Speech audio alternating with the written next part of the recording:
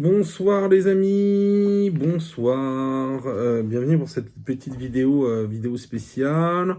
Alors je voulais la sortir avant l'arrivée de la Furia, voilà, je pense que ce sera très intéressant. Voilà, j'arrive avec une terrible nouvelle, terrible nouvelle. Papacito est républicain, voilà. Les messages sont cachés dans son livre. Veni Vidi Vici, voilà. Alors, il est pas encore, franc-maçon comme Méluche, mais son républicanisme a enfin été mis à jour. Voilà. Car page 116 dans ce livre, n'est-ce pas, vous trouverez cette phrase. Elle l'a écrite une fois, écoutez-la bien. Je crois beaucoup plus au mérite qu'à l'héritage génétique. Alors, comme on le sait, l'héritage génétique, c'est la valeur monarchiste par excellence, tandis que le mérite est la valeur républicaine par excellence. Voilà, Papacito, voilà, enfin révélé, enfin découvert. Donc, voilà, bon, bien sûr, je plaisante, même si, bon, bien que Papacito assimile assez largement la République au ce qu'il appelle le gauchisme culturel. Voilà, je suis quand même assez surpris qu'il ait pris la phrase d'un des plus grands généraux de la République romaine, celui qui a aussi mis fin à la République romaine, Widi Wiki. Je suis venu, j'ai vu, j'ai vaincu. Jules César, je crois, pendant la bataille de Pharsale, je me souviens plus, mais je crois. Il avait gagné fort vite et il dit je suis venu, j'ai vu, je vins, je vis, je vainquis, en français exact. Jules César, même s'il a donné son nom à tous les empereurs à sa suite, Kaiser, et même aux empereurs allemands, les Kaiser, Jules César n'a jamais été empereur. Il faut bien le savoir. Et avant tout, c'était ça a été un des principaux personnages de la République romaine, celui qui a mis fin à la République romaine. Et d'ailleurs, pour conserver la République, ils ont été nombreux à lui planter des coups de poignard dans les flancs. Voilà, comme vous pouvez le voir dans la série Rome, si vous avez un peu de temps, magnifique série Rome qui je pense qui est incontournable pour comprendre la fin de la République, et ce qui nous attend aujourd'hui. Voilà, même si la République romaine, ça s'étendait, enfin, l'Empire romain, ça a juste été la consolidation de la République romaine. Ça, je l'avais déjà expliqué dans une vidéo sur mon ancienne chaîne, L'Intrigant. Donc, bienvenue, c'est moi qui présente, c'est le G, c'est Gary. Papacito, Julien Rochdy, Wani Wiki. Les journalistes ne s'en remettront pas, menace sur les gauchistes. Voilà. Pourquoi Veni Vidi Vici? En général, on l'a dit avec la prononciation italienne. On dit cette phrase, c'est un proverbe que vous pouvez trouver dans n'importe quelle page rose d'un dictionnaire. C'est parce que le livre, en fait, se compose en trois parties. Le constat de la déliquescence, en fait, de notre système et de notre gouvernement, et globalement de la France. Winnie, d'où je viens, d'où je parle. Voilà, c'est une question, d'ailleurs, c'est une question que on pourra attribuer aussi au passé un petit peu de gauche de Papacito. On sait que Papacito a grandi dans la gauche. Ses grands-parents étaient très à gauche. Et donc, d'où il vient, d'où il parle, voilà, quelles sont ses origines, et Rochdy aussi, donc toute une réflexion, pourquoi en fait ils auraient dû être des gauchistes, pourquoi le fait d'être né dans les années 80 et d'avoir reçu aussi la culture américaine les a rapprochés, enfin grâce au réganisme, leur a donné un œil critique sur l'inflexion gauchisante, même ultra gauchisante de la République de ces 40 dernières années. Et donc, Widi, je vois la deuxième partie de l'ouvrage et elle plus consacrée au constat de la déliquescence de la France. Et Wiki, j'ai vaincu comment on peut faire pour s'en sortir et comment vous pouvez vous en sortir individuellement et collectivement. Alors, en lui-même, l'ouvrage est un jeu, une sorte de partie de ping-pong, où en fait, Julien Rochdy, rien à voir avec Salman Rushdie, Julien Rochdy fait en fait un échange avec Papacito, chacun se partage un chapitre et ils font comme s'ils se répondaient tout au long des 3 parties. Le procédé est un petit peu artificiel, mais bon, ça marche. Et surtout, c'est intéressant d'écrire un livre à 4 mains. Personnellement, moi, pour ma part, je n'étais pas du tout convaincu de la personnalité de Julien Rochdy.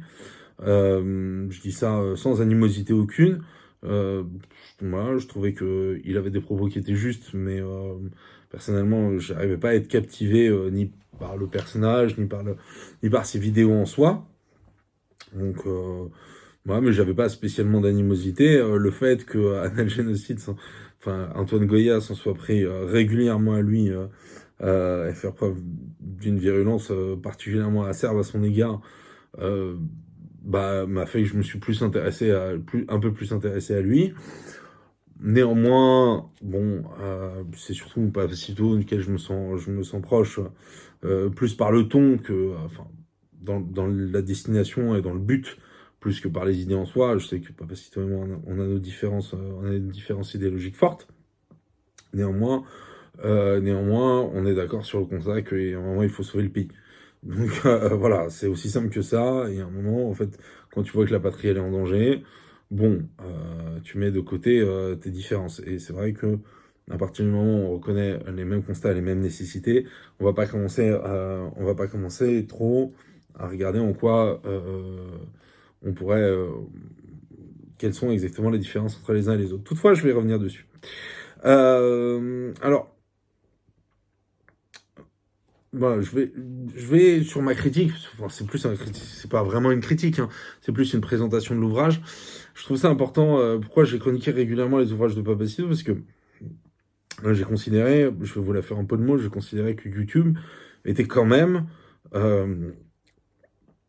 l'innovation, enfin la création française. C'est-à-dire que je trouve qu'à la télé, il y a très peu de choses nouvelles qui se font quand on voit, sans reprendre Rougeon, mais quand on voit Hanouna, quand on voit ce qu'est Hanouna et à quel niveau est arrivé la vie intellectuelle française, on commence à s'interroger quand même. On commence à s'interroger.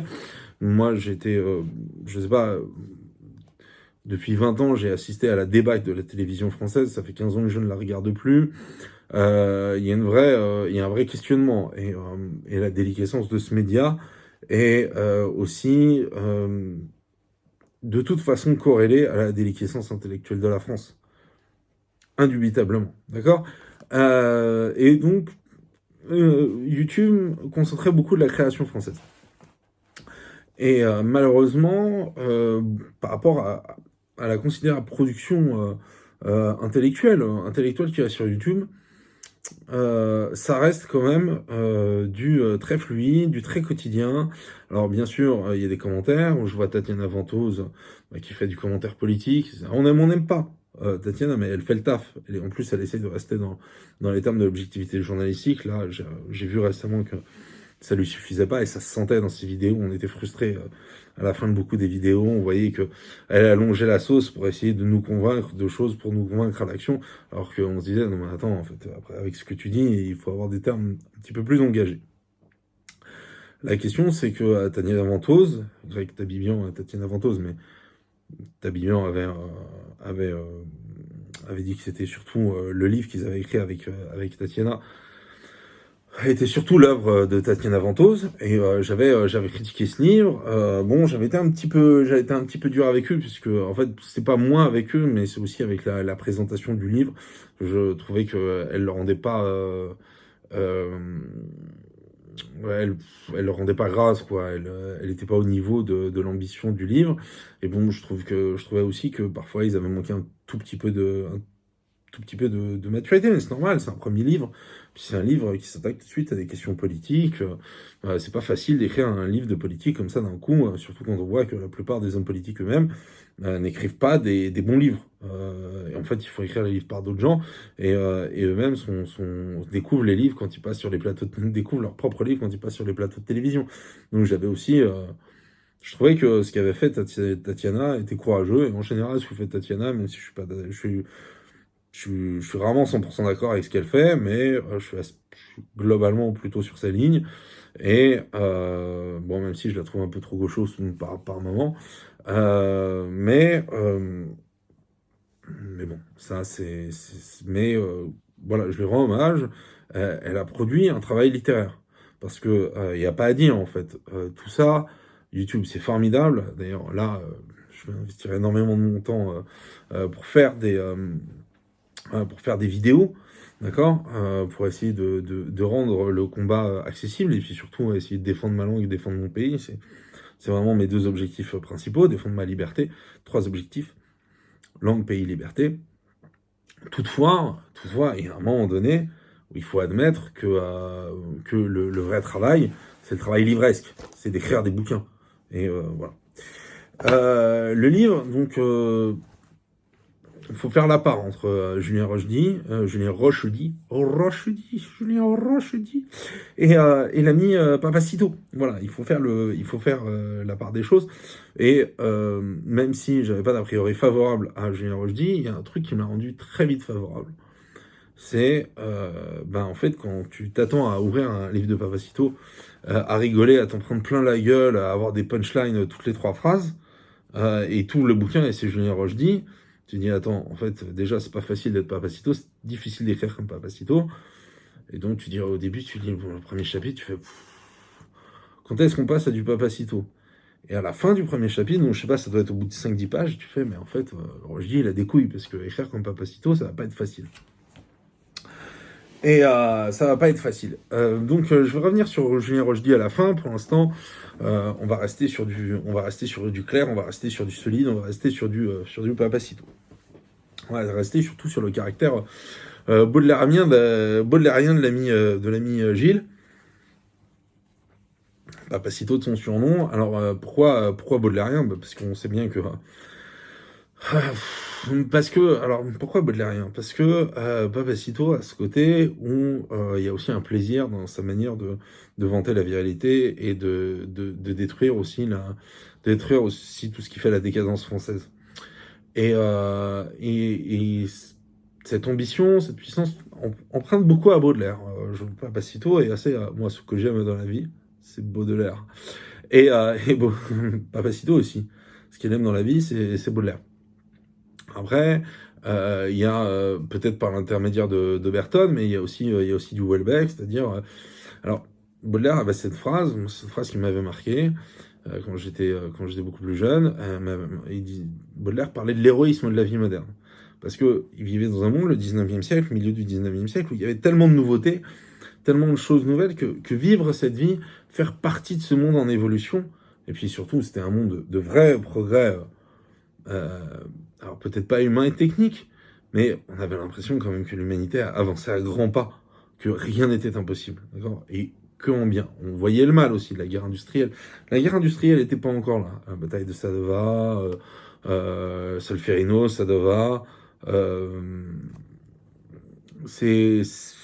va venir la guerre de sécession, ça va venir quelques années plus tard. On voit pas encore les ravages. Et encore, avant la guerre de 14-18, les gens s'imaginaient pas encore la violence de la guerre industrielle et jusqu'où ça pouvait aller, quoi, l'ampleur du désastre.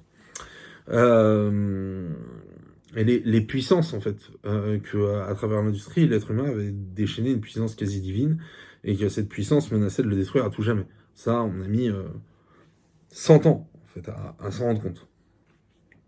Et aujourd'hui, on tend même un petit peu à l'oublier. Et Papacito, lui, il y a Houellebecq entre les deux. Et Houellebecq dit, en fait, il n'y a plus d'héroïsme de la vie moderne. Nous sommes dans la vie postmoderne, et la vie postmoderne est essentiellement sordide. Donc, il va falloir trouver une nouvelle poésie, il va falloir exalter une nouvelle poésie, une poésie qui est pas de l'intériorité, une poésie de l'action, et s'inspirer de la poésie. Et alors, je suis pas sûr que Papacito, je pense qu'il acceptera l'héritage baudelairien si je le si je lui accole, si je peux dire. L'héritage Houellebecquien, peut-être un petit peu moins, quoique on les voit aussi critiques de l'islamisation de la France, aussi critiques l'un de l'autre, aussi partisans du catholicisme, attachés en fait à une tradition très française, quelque chose de un petit peu viscéral, enfin une sorte de catholicisme assez viscéral dont a fait preuve notamment Houellebecq à la fin de Sérotonine. Enfin, faut savoir que toute la conclusion de Sérotonine est très catholique. Voilà. Alors après, Papacito, est-ce que ça a marqué ou pas, je n'en sais rien. Là, je viens de découvrir une vidéo de Christian Combaz où il était beaucoup plus critique sur sur Houellebecq et la fin des idéaux de virilité que transmet Houellebecq. Toutefois, Papacito a une façon de décrire le réel, le sordide, de détruire le sordide pour exalter le grandiose, pour revenir à quelque chose de plus ancien, pour se réclamer des époques où vraiment l'être humain était obligé de puiser au fond de lui-même et pas seulement dans sa maîtrise de la machine pour arriver à faire de grandes choses. Et d'ailleurs, ça laisse rêveur. Peut-être un jour, on verra un livre historique de Houellebecq sur la Renaissance, ce serait formidable. Mais cette poésie papacitesque mérite qu'on y réfléchisse. Et c'est surtout, alors, c'est vrai que l'ami Papacito se donne jamais en fait dans le roman. Et ce sera intéressant de voir avec la Furia si effectivement il est capable en fait de donner dans le moins dans la polémique, moins dans le moralisme en fait, puisque Papacito est un moraliste, donc moins dans la critique moraliste et plus dans ce qui fait en général un auteur, c'est-à-dire la fiction, voilà, la fiction. Et la fiction parfois ne peut que échapper aux politiques. D'ailleurs, c'est une des principales critiques que fait Antoine Goya des droits tardés, c'est-à-dire que le droit tardé, la droite en général, parce que Antoine Goya, malgré son mépris pour la droite, voilà, ce qui transparaît derrière le mépris, c'est que la personne de droite est pas capable en fait d'apprécier une œuvre d'art dans sa complexité, d'apprécier quelque chose qui puisse être qui puisse avoir une multivocité, en fait, qui puisse être interprété de 1000 façons différentes. Et cette personne ne veut que des choses simples, que des descriptions du réel. Et d'ailleurs, c'est à mon avis un petit peu c'est là où c'est intéressant. C'est là, je pense qu'il y a un affrontement finalement un petit peu entre les deux sur la scène YouTube. Sur la scène YouTube, bien sûr. Alors, pourquoi je parlais de Papacito et de la poésie? Parce que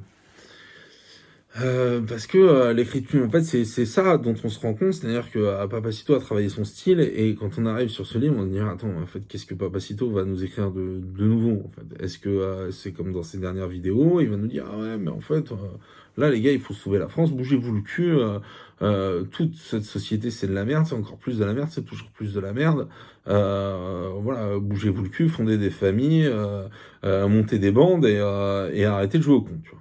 Donc, tu t'es dit, est-ce que le livre va se limiter à ça? Et puis derrière, tu vois déjà que Papacito est arrivé à un point de maturité dans son style, et particulièrement dans son inspiration poétique. Et c'est là où j'ai trouvé que c'était courageux de la part de Rochdy d'écrire avec lui, parce que par exemple, je vais vous lire le premier passage, le premier paragraphe de Papacito dans ce livre. Et ce premier paragraphe, en fait, réunit, qui sont, de mon point de vue, en fait, les quatre principes de l'écriture, en fait, surtout de la narration, c'est-à-dire le rythme, le détail, la musicalité et le contraste. D'accord ? Rythme, détail, contraste, rythme, contraste, détail, musicalité. Voilà. Et quand on voit ça, on se dit, attends, en fait, moi je veux pas écrire un livre avec Papacito, je vais rester chez moi tranquille. Alors, je vous lis ce paragraphe. les réfugiés politiques. Alors, donc, Papacito décrit le milieu, en fait, gauchiste d'où il vient, spécialement communiste, et pourquoi, en fait, il a eu envie de s'extirper de cette médiocrité. D'accord? Les réfugiés politiques colombiennes de 47 ans à moustache, les boomers aux postures voûtées, affublés d'un style vestimentaire à mi-chemin entre Renault et Lénine de synthèse, les infâmes buffets à volonté après les réunions du PCF, les concours victimaires, les haleines, clopes roulées, café équitable, les débats où l'on s'écoute parler plus que l'on ne parle. Je ne saurais nommer l'élément précis qui m'a fait définitivement divorcer de la galaxie rouge de l'extrême gauche. Tout cela un peu, et sans doute aussi et surtout quand je l'ai vu, en panne érectile, capituler lâchement devant l'islam politique. Alors bon, ça me fait toujours plaisir de lire Papacito avec mon accent de Parigo, ça change. Alors, rappelez-vous les quatre principes de l'écriture selon Gary-Lasky, d'accord. Je les ai tirés d'un livre que je sais pas, je me rappelle plus du nom du livre, mais bon, voilà. Pour moi, c'était les 4 principes. Rythme, musicalité, rythme, contraste, détail, musicalité. D'accord? Les réfugiés politiques colombiennes de 47 ans à moustache. Donc, tu as les réfugiés politiques. Réfugiés politiques, quelqu'un d'important. Colombienne, 47 ans, à moustache. Les boomers, baby boomers, qui avaient de l'avenir au départ, aux postures voûtées. Affublés d'un style vestimentaire à mi-chemin entre Renault, stylé au départ, et Lénine, moins stylé, russe, plus de pognon, à moitié, bon, pas fou. Middle, disons, Lénine de synthèse. Tout pourri, d'accord? Les infâmes buffets à volonté. Alors, buffet à volonté, malgré le mot, tu vois, buffet, volonté, buffet, oui, volonté, infâme, oh, d'accord? Après, les réunions du PCF, bon. Les concours victimaires, concours, émulation, victimaire. Les haleines clopes roulées, café équitable. Clopes roulées, café équitable. Les débats où l'on s'écoute parler plus que l'on ne parle. Je ne saurais les... Donc, vous voyez le jeu de ping-pong qui s'est fait, l'aller-retour. Les éléments de contraste qui sont mis en place. Il a mis, jusqu'ici, dans chaque mot, dans chaque expression, dans chaque partie de la phrase, tout ça, c'est fait qu'une seule phrase. Hein, c'est coupé par des virgules. Et vous avez vu le contraste dans chaque élément de la phrase. Là, il finit par la phrase, point virgule, je ne saurais nommer l'élément précis qui m'a fait... Je ne saurais nommer l'élément précis, donc il y a un flou, qui m'a fait définitivement divorcer. Il s'extirpe de la galaxie rouge de l'extrême gauche. Galaxie rouge, l'immensité, extrême gauche, petit s. Tout cela, et là, il garde le suspense, tout cela un peu et sans doute aussi, et surtout quand je l'ai vu, là, tu as cette galaxie rouge, l'immensité, en panne érectile, où passe la puissance, elle est en panne érectile, capituler lâchement devant l'islam politique. Voilà, tout est dit dans le premier paragraphe, c'est-à-dire que je ne sais pas combien de temps Papacito a mis pour écrire ce paragraphe, mais soit il a été pris d'une inspiration directe, mais à mon avis, le mec n'a pas pris 5 minutes pour écrire un paragraphe comme ça, d'accord? En général, Papacito, quand il écrit avec soin, même si c'est pas un grand, visiblement, c'était pas un grand fanatique de l'orthographe au départ. Donc tout ça pour dire, difficile, mais à la fois, Papacito, il nous régale en fait, il va nous régaler, bon, moins avec ces trucs à la con à la fin sur ces histoires de chiottes et de... Enfin bon, voilà, il y a un moment, il explique la civilisation pour les nuls. C'est plutôt marrant, mais ça permet aussi de détendre un peu l'atmosphère. Après, on n'aime pas, Papacito.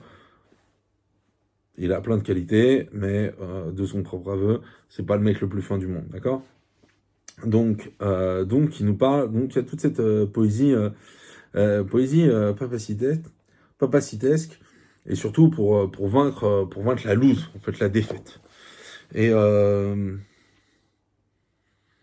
il a des paroles qui sont assez dures, mais qui ont résonné fort, et surtout cette période où, c'est-à-dire que comme beaucoup d'entre nous, je me suis demandé qu'est-ce qui allait pas, en fait, qu'est-ce qui allait pas autour de nous, qu'est-ce qui allait pas en moi, et en fait, je me dis, bah, qu'est-ce qui se passe, en fait, pourquoi je ne corresponds plus à cette époque, et d'où vient mon, comment dire, cette, le fait qu'on s'adapte pas, en fait, à cette époque. On se rend compte qu'en fait, non, c'est juste que notre pays va très très mal. Et qu'on a été conditionné pour accepter cette situation. Je renvoie au livre d'Oberton et à ce que disait Moore. Et c'est un constat que fait aussi Papacito. Je vais lire ce passage de Papacito. Ce qui nous empêche de nous nourrir des mêmes rêves, donc des rêves de grandeur, des rêves de splendeur, d'empire, etc. C'est notre culte pour la défaite et la déconstruction, pour la repentance sadomasochiste du gauchisme mental. Un courage qui relève de la science-fiction pour les détenteurs français de l'esprit de la défaite et le culte éternel de la loose, si cher à notre République depuis tant de décennies. Et quand je te parle de culte de la loose, je sais que je désigne un univers très précis que tout bon français un peu lucide qui a grandi dans les années 1990 peut parfaitement décrire et disséquer. On a vécu ça. On l'a vécu. Et toute notre vie, on l'a porté, on a cru qu'en 1998, quand la France avait gagné la Coupe du Monde, on sortait de ça. Et en fait, on a vu que c'était que le début de l'affairisme total et de la déchéance. Et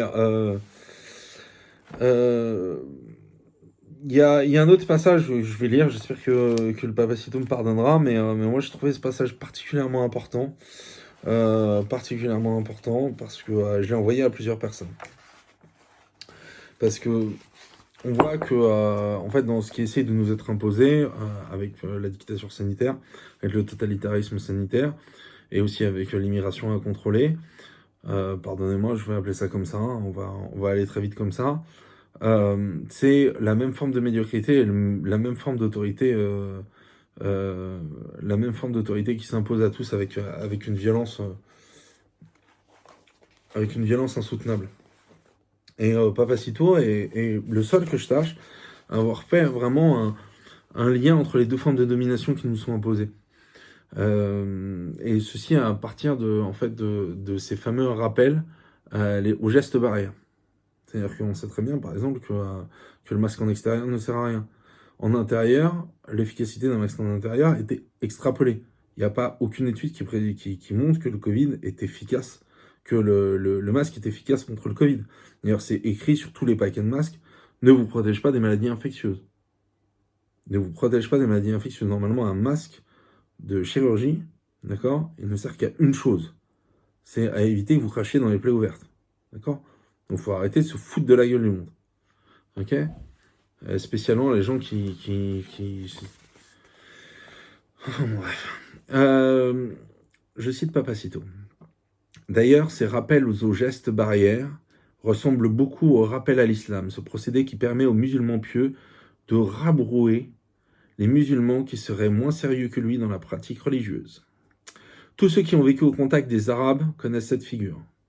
Souvent, c'est celui qui a été puni par la vie, le vilain, celui qui ne baise pas et transforme cette absence d'opportunité de baiser en choix religieux et en ascèse dans la pratique. Sa vengeance mesquine, il la trouvera en se dissimulant derrière la loi d'Allah, comme se dissimulent tous ces apprentis gendarmes derrière la loi des restrictions sanitaires. Et de la même manière que Karim le vilain se venge de Mehdi le beau gosse par le rappel au Coran, Célestin le bisu se venge de Jeannot le mal alpha par le rappel aux gestes barrières. Voilà comment, dans un pays qui n'a plus de frontières, dans un pays où les églises brûlent, où l'on récidive avec la bénédiction de la justice, dans un pays où absolument tout décline, sauf les conversions au sunnisme, dans un pays désindustrialisé qui s'empêtre dans un déclassement sans fin et une criminalité galopante, voilà comment, dans ce pays, le virus du Covid devient la cause numéro 1 à traiter de toute urgence. La cause à traiter avec autant de sacrifices que s'il s'agissait de mener une troisième guerre mondiale contre les Allemands du 58e Reich. Qu'est-ce que c'est pénible. Qu'est-ce que c'est pénible de voir les mêmes boomers qui, hier encore, proclamaient qu'il est interdit d'interdire quand on leur demandait d'arrêter de vouloir enculer des enfants. Approuver aujourd'hui les décisions les plus liberticides. Quelle lassitude de devoir bousiller l'avenir de toute une jeunesse, de flinguer notre économie pour sauver une génération qui aura détruit la France et hypothéquer son avenir par pur égoïsme de jouisseurs décadents d'extrême gauche. Quelle injustice de devoir suspendre nos existences pour permettre de vivre 3 ans de plus aux mêmes merdes qui ont voté Mitterrand et qui font barrage à la France chaque fois qu'un second tour nous offre la possibilité de devenir autre chose qu'un califat poubelle plein de migrants aux yeux jaunes et aux veines saturées de crack. Alors quoi ? Il faudrait s'empêcher de vivre à 20 ans, bousiller nos vies et notre avenir pour sauver les mêmes enculés qui nous ont saupoudré le territoire de racailles haineuses de la France. Il faudrait tout foutre en l'air pour permettre aux boomers communistes de continuer à toucher leur retraite de gorée gras et gâtés jusqu'à 127 ans, qu'ils aillent bien se faire enculer. Moi je vous parlais de poésie. Donc là, Papacito, il envoie du bois. Il envoie du bois, et c'est aussi ce qui fait que ce livre, c'est un vrai régal de le lire. Voilà, c'est quand même un régal, même si il touche au cœur, et il y a des passages qui sont pas faciles, parce que ça nous renvoie aussi à nos propres lâchetés, à notre propre incapacité à bouger, et tout ce genre de choses. Voilà. Après ça, quelle place peut occuper Juju ? D'accord. Ça, Juju, il fait le taf. Juju, il fait le taf, et surtout, en fait, il permet aussi à Papacito de s'illustrer en donnant un petit peu une structure au récit, un petit peu moins, disons, comment dire, plus structuré que habituellement dans les livres de Papacito. Alors, et puis ça permet à Papacito de beaucoup plus concentrer le récit sur les nécessités du moment. Ça, c'est pas mauvais. Alors, moi, au début, je suis pas très convaincu par le propos de Juju. Et puis, il y a quand même un chapitre que j'ai trouvé très intéressant. Moi, je me suis retrouvé assez proche de lui par les conseils qu'il donnait, en fait. Par les conseils qu'il donnait. Et je vais vous les citer un petit peu. Quitter Paris. Donc oui, si vous vivez à Paris ou si vous vivez dans n'importe quelle grande ville française, vous savez qu'il y a un moment, il faut quitter le centre-ville, quoi. C'est pas sain. C'est-à-dire que l'esprit qui est à Paris, je vous dis pas que je veux pas rentrer dans un délire où je vais dire que les copines de Marlène Schiappa font des sorts et font des sortilèges et rendent l'air insupportable à tous les coins de rue. Mais vous comprenez bien que quand vous restez à Paris trop longtemps, au bout d'un moment, nerveusement, c'est difficile. D'accord ? Donc, quand il écrit Paris est au peuple français ce que Versailles fut à la noblesse, un immense et définitif castrateur. La fine fleur de l'aristocratie est venue s'épuiser nerveusement, se raffiner à outrance et perdre une bonne partie de sa dignité à la cour créée dans ce but par Louis XIV. Elle, qui était proche de la terre, des gens et de son honneur, est devenue en quelques années domestiquée et prête à se laisser conduire à l'abattoir. Après, le mythe du petit seigneur vertueux, tu vois, de Chrétien de Troyes à Henri IV, bon, ça va, on les connaît au moins. À la Renaissance, c'était les pires des dégénérés, tu vois. Déjà, l'aristocratie française, d'ailleurs, tu le vois bien, c'est pas mal rendu dans le film de Besson, Jeanne d'Arc. Donc, quand t'as les 3 plus importants personnages de la cour qui viennent se présenter à Jeanne d'Arc, t'as l'impression que les gars, c'est des brigands, quoi. Donc, c'est à peu près ça, en fait. C'est à peu près ça, bon. Mais, mis à part l'image idyllique que tous ces gens-là se font de l'Ancien Régime, il y a un moment, il y a quand même des figures régénératrices dans n'importe quel pays, et il faut savoir s'abreuver à la source de l'histoire. Et de toute façon, dans l'histoire, il y a toujours eu des gens vertueux et des mecs qui étaient dégénérés. Donc voilà, Gilles de Rais. Avant on avait Gilles de Rais, maintenant on a Gilbert de Rais, tu vois. Avant le mec faisait des supplices sur les petits enfants, l'autre il veut juste les exterminer à coups d'aiguille, mais bon, voilà, tu vois, ça n'a pas changé, quoi. Tu vois. Il n'y a pas eu beaucoup de changements. C'est plus la question du nombre, en fait. Donc, Julien Rochdy, quittez Paris, très bon conseil, arrêtez avec vos chats, arrêtez la mollesse, hein, retournez au terroir, bah oui, arrêtez avec la vie aseptisée, mangez des choses qui ont du caractère, etc., qui ont du goût, c'est aussi important pour votre intestin, les amis, prenez le soleil, ça, je ne veux pas vous dire que les apports en vitamine D, c'est quelque chose à négliger, surtout que, bon, si vous avez la peau un peu mate, il faut prendre encore plus de vitamine D, quoi, parce que ça veut dire que votre peau elle est encore plus résistante aux rayons du soleil. Donc c'est important. Faites attention. Surtout en ces temps de Covid. Voilà, bouffer comme un extrémiste. Alors ça c'est marrant. Vous lirez. Soyez indépendant. Ça c'est pas mal. Je trouve que c'est pas mal de dire ça parce que parfois écoutez Papacito, on a l'impression que le but c'est de vivre dans une société néo-féodale à la japonaise, une immense pyramide où en fait tu te fais traiter par un chien comme ton patron, par ton patron, et tu traites tes subordonnés comme des chiens parce que il faut que les choses tournent et que ainsi roule le système féodal. D'accord. Le Japon, c'est bien quand vous êtes touriste, quand vous êtes employé là-bas, vous avez juste envie de vous buter. Donc le système féodal, ça va 5 minutes. On sait bien qu'au Moyen-Âge, euh, c'est comme toujours, fallait être un filou pour s'en sortir. Voilà, sinon ta vie n'avait pas beaucoup de valeur. D'accord.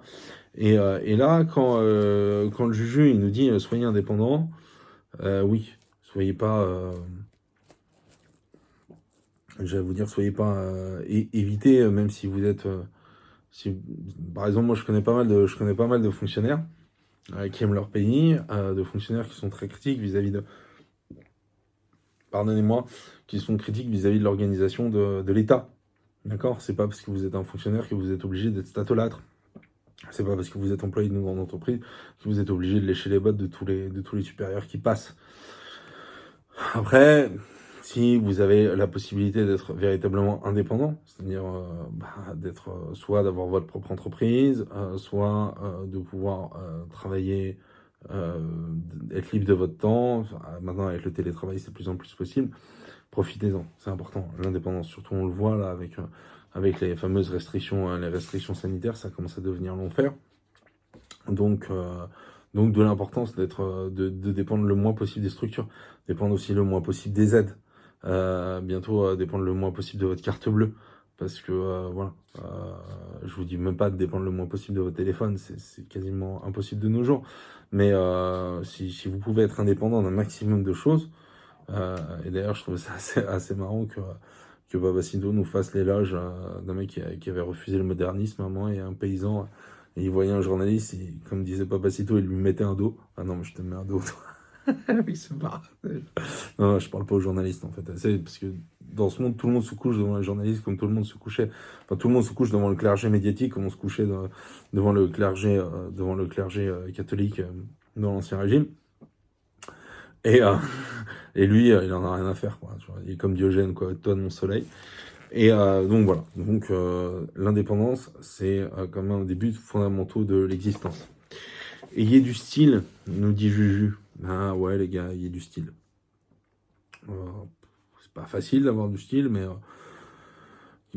écoutez, regardez, essayez de travailler. Si le fait de travailler dur vous permet de vous acheter quelques vêtements de qualité, quelques vêtements pas trop mal coupés, essayez de vous entretenir physiquement, de pas être trop des gros porcs. Voilà, c'est pas facile parce qu'on est dans une société globalement quand même très accro au sucre, moi le premier. Donc je veux pas vous dire que voilà, c'est quelque chose de facile, mais comme nous l'a rappelé suffisamment de fois Michel Onfray, le style, ça vient du grec stulos. Stulos, ça veut dire colonne, et donc le style, c'est ce qui fait que en fait, tu te tiens en tant que personne, et donc tu existes en tant que personne. Quand tu marches, tu rampes. En fait, tu es un reptile. En fait, voilà. C'est plus tu rampes et t'as la moralité qui va avec ta raptation. Tu vois. Donc voilà. Raconter des histoires à vos enfants, ça c'est très important. Moi, j'ai vécu toute ma vie avec les histoires, et je ne vis que par les histoires et pour les histoires. La transmission, ça va beaucoup plus loin. transmission orale, la transmission écrite, mais beaucoup la transmission orale. C'est ce qui constitue un individu. Et d'ailleurs, c'est ce qui désoriente tant les gens avec la dictature actuelle, c'est que on leur raconte des conneries toute la journée. Ça, c'est très difficile à encaisser. Et c'est pour ça qu'il faut aussi court-circuiter les récits officiels et pouvoir raconter des choses. J'aimerais, à ce titre, on parlait d'un livre communiste. Communiste, d'un livre de gauche, très bon, que j'ai commencé à lire. J'aimerais vous en faire un jour peut-être un petit commentaire. Ça s'appelle La catacombe de Molucci de Günther Anders. Günther Anders est certainement un des plus grands philosophes du XXe siècle. C'est lui qui a compris avant tout le monde, dès 56, toute la société de consommation, toute la société du spectacle. Son œuvre est extraordinaire. Et il a écrit ce livre contre le nazisme, à une époque où il était encore assez à gauche, très à gauche même, en mode un peu Bertolt Brecht, mais à une époque où la gauche croyait beaucoup dans la culture. Beaucoup plus qu'elle n'y croit aujourd'hui. Voilà. Donc elle pensait que la culture était capable de transformer le monde, et Günther Anders nous décrit un monde où il ne reste plus que les histoires. Voilà. Seules les histoires permettent au monde de rester debout. Donc, important. Publié aux éditions de l'Échappée, très récemment. Très beau livre. Juju, former une mafia. Bon, ça, je suis pas d'accord. Enfin, pas d'accord. Je déteste le modèle mafieux. J'aime pas la mafia, j'aime pas tout ce qui se rattache à la mafia. Alors, même si, vu que ça me touche un peu plus culturellement, j'ai un peu plus d'émotion lorsque je vais parler de Meyer Lansky. Ou de Naftule Brandwein qui était payé par la mafia, si quelqu'un sait qui est Naftule Brandwein. Mais oui, la mafia, c'est quand même un système néo-féodal basé sur la violence, la corruption et la drogue.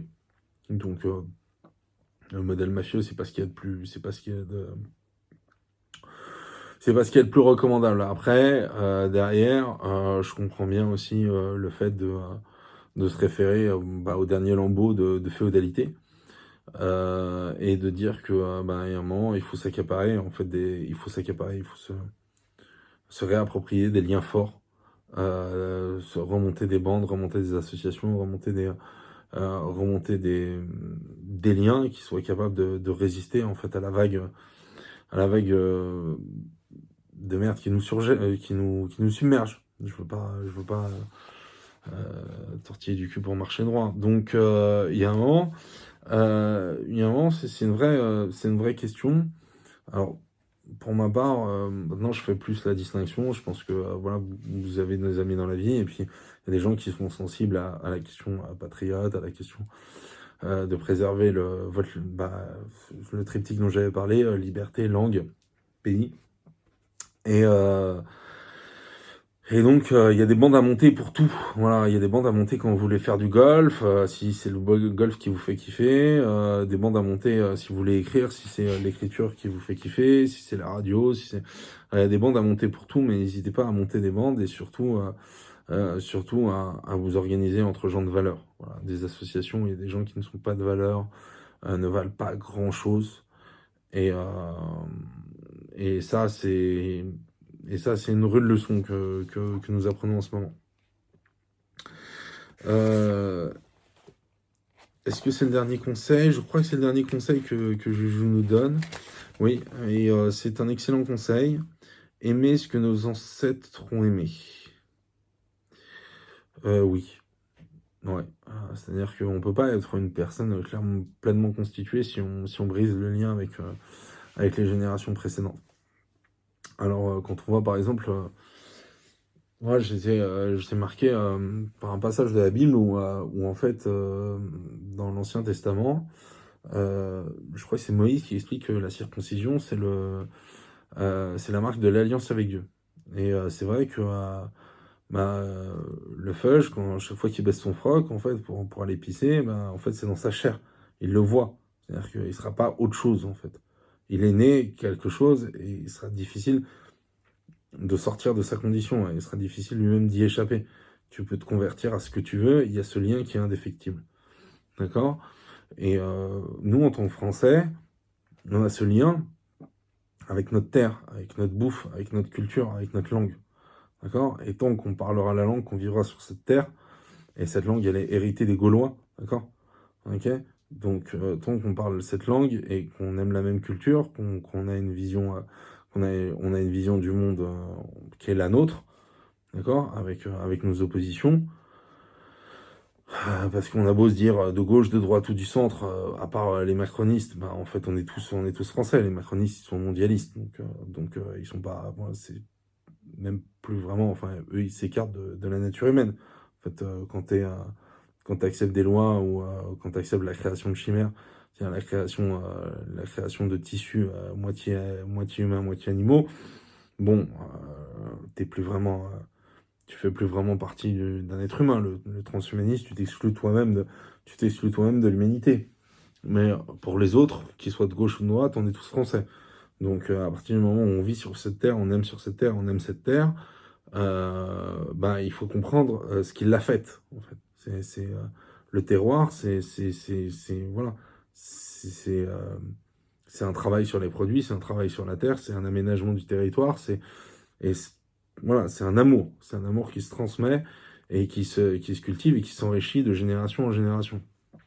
Très à l'inverse de ce qu'a fait toute la bande d'énarques qu'on a au pouvoir depuis 80 ans et qui ont fait des campagnes françaises parmi les campagnes les plus laides du monde, euh, peuplées de peuplées de panneaux dégueulasses, de panneaux publicitaires dégueulasses, de panneaux de signalisation horribles, comment dire, de ronds-points à vomir, euh, à la fois par leur structure et par leurs ornements.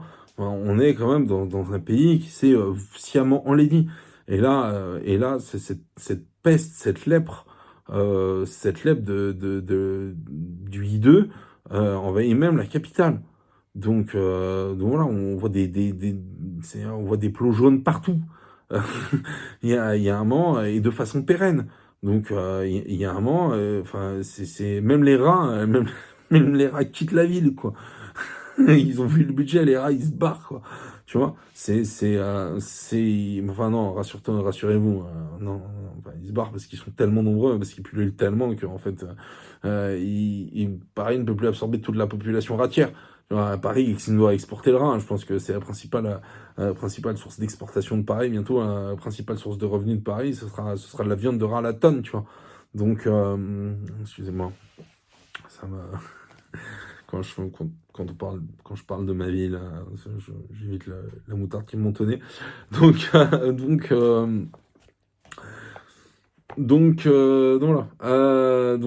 Ben, aimez ce que vos ancêtres ont aimé. Que vous soyez en France depuis 3 générations, ou depuis 750 générations, euh, depuis 6000 ans avant Jésus-Christ. Euh, voilà, aimez, quoi. Voilà. Et c'est aussi la question, c'est aussi la question de l'amour. Et la question de l'humilité, la question de l'amour, et là, cette belle phrase, parce que Julien a des belles phrases. Hein. Il tient bien la barre, Juju. Tiens la barre. Quoi que tu dises, Antoine, tiens bien la barre. Il faut donc commencer par l'humilité. Nos pères avaient peut-être raison sur nous. Donc voilà, ça c'est une phrase, j'espère qu'il parlera à l'ensemble des Français, en tout cas qui devrait parler à beaucoup de gens que je connais. Voilà. D'abord, il faut essayer de comprendre. Il faut essayer de comprendre comment on en est arrivé là et quelle est ta place ici. Comme le disent les Anglais, Roger Bacon, mon anglais, 13e siècle, une phrase reprise par Newton et par Noël Gallagher, nous sommes des nains juchés sur des épaules de géants. D'accord. Donc il faut comprendre sur quelles épaules on est juché, d'accord. Et ceux qui viennent, pour faire en sorte que ceux qui viennent après nous, en fait, soient des nains juchés et qu'ils considèrent que nos épaules sont celles de géants à leur tour. Et pour l'instant, c'est pas gagné, d'accord. Donc un rappel et puis à un moment aussi. À un moment, parce que Papacito nous dit l'heure est grave, et moi je suis assez d'accord avec lui. Après, que l'heure soit grave ou que l'heure soit pas grave, la question c'est aussi que Papacito divise, hein. C'est un catholique, hein, donc comme Jésus l'a dit, bon bah à un moment, le glaive, voilà, il y a ceux qui adhèrent et ceux qui adhèrent pas. Euh, bah, il en va de même pour le patriotisme. C'est-à-dire que maintenant, il faut quand même se demander si, bah, dans quel camp vous êtes. C'est-à-dire que il y a ceux qui vont lire ce livre, qui vont se dire, bah, en fait, j'en fais pas assez, je me suis fourvoyé, j'ai mal consacré mon temps, maintenant, je vais essayer de sauver mon pays, ne serait-ce que par mon bulletin de vote, ne serait-ce que en allant dans quelques manifs, en participant, en donnant des sous à quelques associations, en essayant de faire avancer la cause. Parce que j'ai envie que mon pays il existe dans 5 ans, dans 10 ans, dans une génération, dans 100 générations, pour l'éternité. Et il y a ceux qui considèrent qu'en fait le pays, c'est pas important, que c'est un vestige, que c'est une part de l'Europe, que l'Europe est plus importante que la France, qu'il y a une souveraineté européenne qui doit l'emporter sur la souveraineté française. Euh, que la liberté c'est pas si grave parce que l'important c'est que il vaut mieux vivre médiocre à 450 millions que vivre brave et fier à 60 millions, peut-être 40 millions, comme on sera d'ici quelques années. Euh, ou peut-être 80 millions, qui sait, j'en sais rien. Je suis mal placé pour dire ce qui va se passer dans les années qui vont suivre. Euh, donc, la question c'est vous, la question c'est pas Papacito, la question c'est vous, quel rôle vous avez envie de prendre et dans quel camp vous êtes. C'est sûr que après, si vous n'êtes pas dans le camp du pays, si vous n'avez pas envie que la France survive, si vous n'avez pas envie que la France demeure et continue dans sa grandeur et retrouve la prospérité et la fierté d'être elle-même, ben il y aura plus de discussion en fait, il y aura que du combat. Parce qu'on n'est plus sur le même plan politique en fait. On n'est pas sur le, on n'est pas sur le, il n'y a plus d'unité. Vous êtes, alors, par exemple, on s'entendra pas avec Papacito sur le fait que lui est monarchiste et moi républicain, et que là je me moque un peu de lui parce que je trouve qu'au fond il est quand même très républicain, mais du moins dans sa façon de penser. Mais il y a un moment donné quand même où on est, pour l'instant, on est tous citoyens de la République française, on est tous égaux, d'accord. On n'est pas citoyens du monde, ça n'existe pas, d'accord. Ça n'existe pas. Vous pouvez vous sentir humain, vous pouvez avoir une fraternité humaniste avec l'ensemble du monde, mais ça, vous pouvez vous le permettre parce que vous êtes citoyen français. Maintenant, si vous considérez que en fait la France est une vieillerie obsolète, ben en fait vous n'êtes pas nos adversaires, vous êtes nos ennemis en fait. Et et l'avenir de pays ne se fera pas avec vous mais contre vous. Voilà. Donc il y a un moment, ben Papacito il nous dit aussi qu'il faut choisir euh, aux braves qui deviennent des braves ou qui se conduisent en braves, aux hommes de bonne volonté qui trouvent leur bonne volonté, et puis aux traîtres qui se cachent, et à nos ennemis qui s'avouent qui sont. Voilà. Je vous embrasse. Bye.